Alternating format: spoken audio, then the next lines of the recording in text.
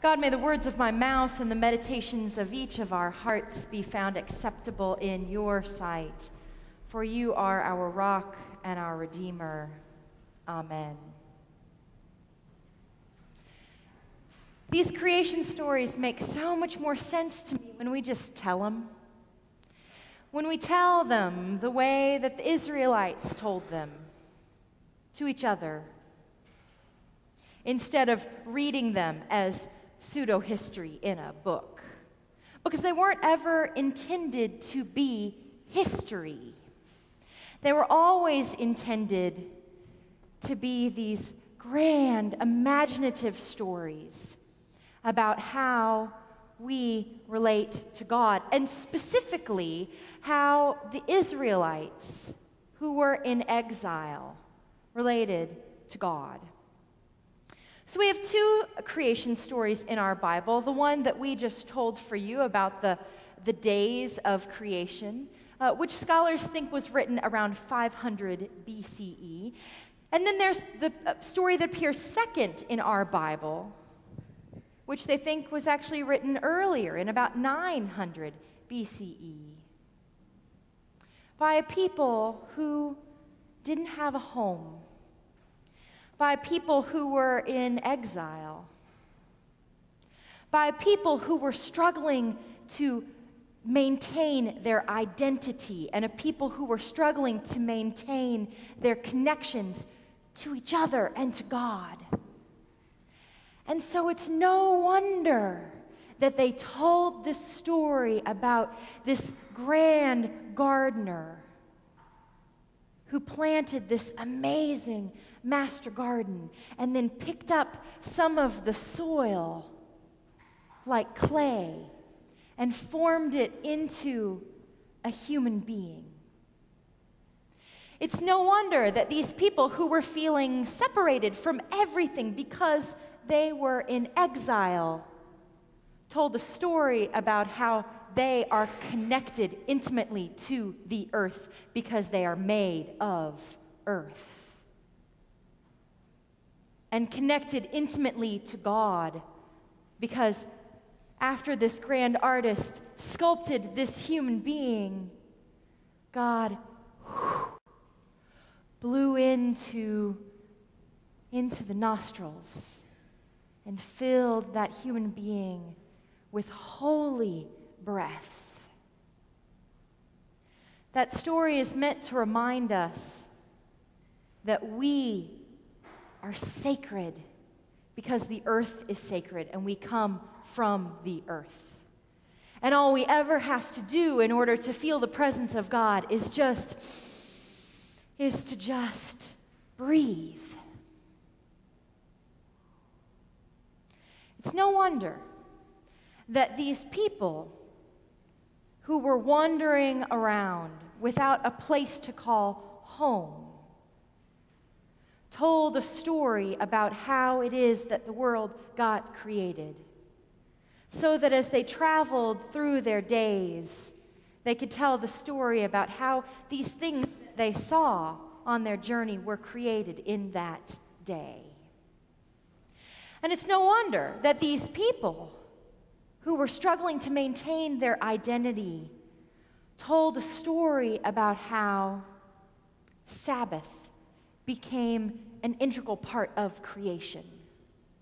These people who were struggling to maintain their culture and their religion told a story about how their culture and their religion was woven into creation itself. It's no wonder that they told that story, to remind them that they too were a sacred people. But then that raises the question, after we've looked through the historical lens and the contextual lens, then we have to start looking through the personal lens, and it raises the question, what do these stories say to us today? How is it that we relate to the creation? How is it that we are stewards of the earth? I was having a hard time answering that question. So I took a walk yesterday in that 100-degree heat index. I took a walk through Meadowbrook Park. I was all by myself in Meadowbrook Park yesterday in the 100-degree heat. But it was good that it was like that. I saw 4 bunny rabbits on my walk who would wander out of the prairie grasses and would nibble on a leaf. And then they would see me coming, and I could get really close to them before they darted back into the prairie for safety. I saw amazing, huge birds flying over the prairie. I walked down that path that isn't paved, that takes you alongside of the stream. And I crawled back in so that I could see the beaver dam back there in the stream. And I stood there with grass and wildflowers up to my eyeballs. And I thought to myself, so this is what Illinois looked like before we all showed up with our asphalt and our concrete and our little manicured lawns. Maybe this is what inspired the Israelites to tell that story of this grand gardener. I can see, standing in the middle of that prairie wilderness, why God called creation good. And then I started to think of the ways that it isn't so good.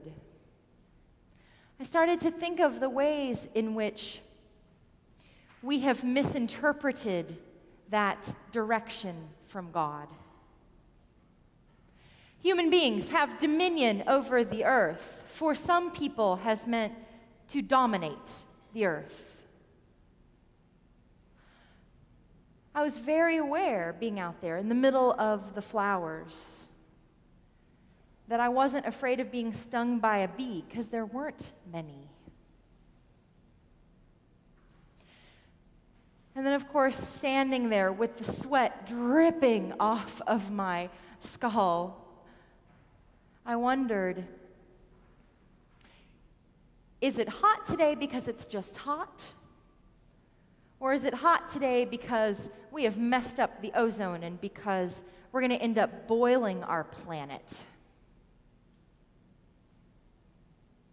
And then I got near the stream, and I can't look at water these days without thinking of this massive oil spill that continues to chug out oil into the ocean. And wondering, once Gulf storm season hits, which it's about to, because there's a storm brewing in the Gulf, if oil is going to rain down on us. Creation is so very, very good. And then it's not so good, because we have fallen down on the job as stewards of God's grand garden. And I have to tell you, there are moments when I am mad as hell at BP. But my anger only gets me so far, because I have to finally be honest about who I am in this world and the relationship that I play to what's happening in the Gulf. I have to be honest about the ways in which I am complicit in a society that is addicted to petroleum.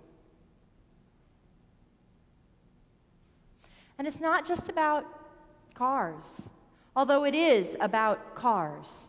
It's a huge, huge part of it. But I looked up